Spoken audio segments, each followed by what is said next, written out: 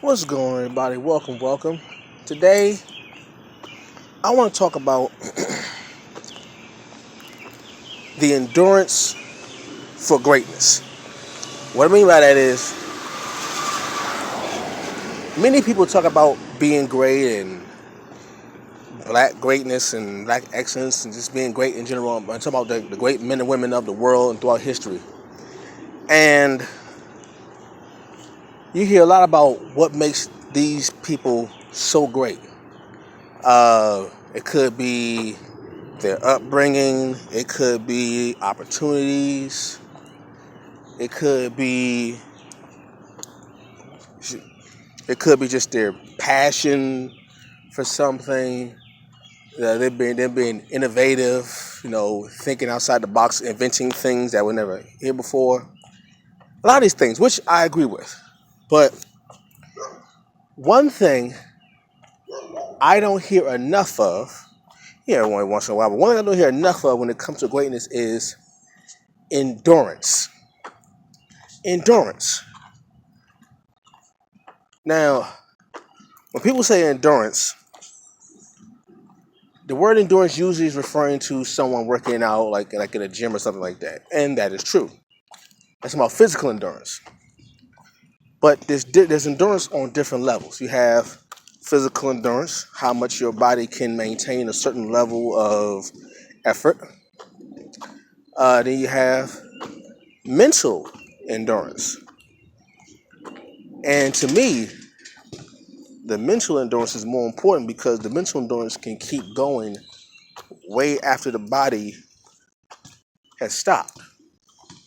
And when it comes to greatness, or when you hear about the greatness of people, of many men and women throughout history, you rarely hear them talk about how much endurance is needed, both physically, mentally, spiritually, emotionally. How much endurance one has to have to achieve their greatness, and there's even more endurance that is needed to maintain their greatness. Because there's many times where people you hear about stories of how people before they became who they are, all of the pitfalls they had to go through, all of the trials and tribulations they had to endure and endure again before they became who they are famous, what they're famous for. Like, we all hear about Michael Jordan's greatness, right? But rarely does it get talked about when he got cut from his high school basketball team and he cried, right? We hear a lot about the greatness of LeBron James, and rightfully so. But what's rarely mentioned is his childhood upbringing. I mean, he talks about it and it is documented, but you hear more about his accomplishments on the court than you do about his what he's gone through off the court. Single parent household, mother being a teenage mother, uh,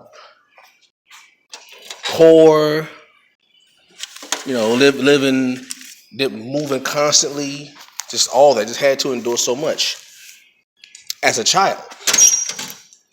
You hear about the stories of Thomas Edison and Walt Disney and all these people, and what they had to endure to keep themselves focused, and to stay on task with whatever it is they had to endure. And I think that when it comes to endurance, you rarely hear it talked about, but that's extra important because there are going to be times actually, there's always going to be times where no matter what you try to achieve, I don't care what it be, you be in school or you at your job, there's always going to be moments throughout the day, throughout the weeks, months, years, your lifetime, where things are not going to go your way. It's going to be downright hell at times. But you still have to find a way to maintain a standard for yourself. And when all else fails around you, How do you maintain a certain standard for yourself? That is where endurance comes in. All right, so you can't have greatness without endurance. No great person who ever lived or whoever died has achieved their greatness without some level of endurance. All right, so no matter how great a person is, check their background and see how much they had to endure to achieve their greatness, and see where you can learn from them and achieve your greatness through your endurance. All right. Okay, so hope you all enjoy that. Catch you all later. Peace.